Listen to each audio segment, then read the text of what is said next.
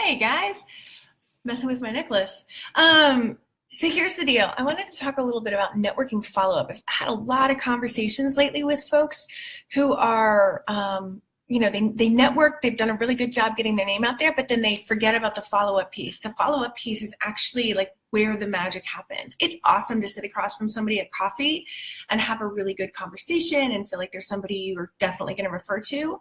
But the thing is, a lot of us end up networking with a lot of people, and it's easy to lose track of the people that we've met.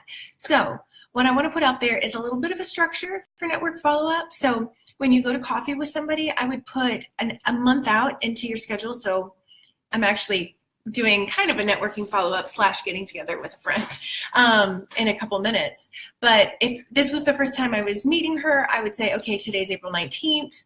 On May 19th, I'd put a little thing in my calendar that said, like, follow up with Danielle. And that follow-up can just be like, hey, just wondering how things are going for you this month. I was thinking about you. It could be, oh, I saw this article on Facebook the other day. I thought you'd really like it. You could tag them on Facebook, but just kind of staying in on the top of people's minds. If people are networking a lot, you don't want to be the person that they're like, oh, what was that person's name? She works with, what does she work with? Right? We want to make sure that they're like Allison, eating disorders. So if you're still building, I would say follow up within a month.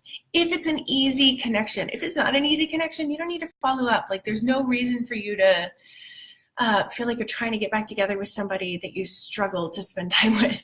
There are plenty of other people out there. So following up once a month, if it's another therapist, for instance, or a dietitian or a doula or somebody kind of within that realm.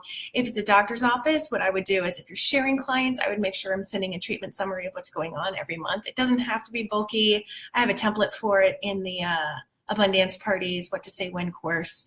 But that keeps you on their minds, right?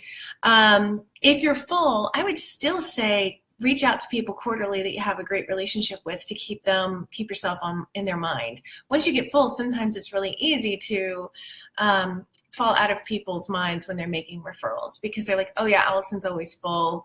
I'm not going to send anybody to her because I know she can't take them. But if you keep reaching out quarterly, then that's a great way to manage that. So yeah, it doesn't have to be anything super formal. You could even just say, hey, I'd really love to grab another coffee, or how are things going in your practice? It doesn't have to be a big deal. So tagging them on Facebook would count, sending them a journal article or a non-journal article if it relates. You don't have to act like you're constantly researching or something if you're not constantly researching. Be yourself. Yeah, so those are the things that have really worked for me. It's on my mind because I'm about to go get back together with somebody I networked with a long time ago. So that's all for today. Have a great day.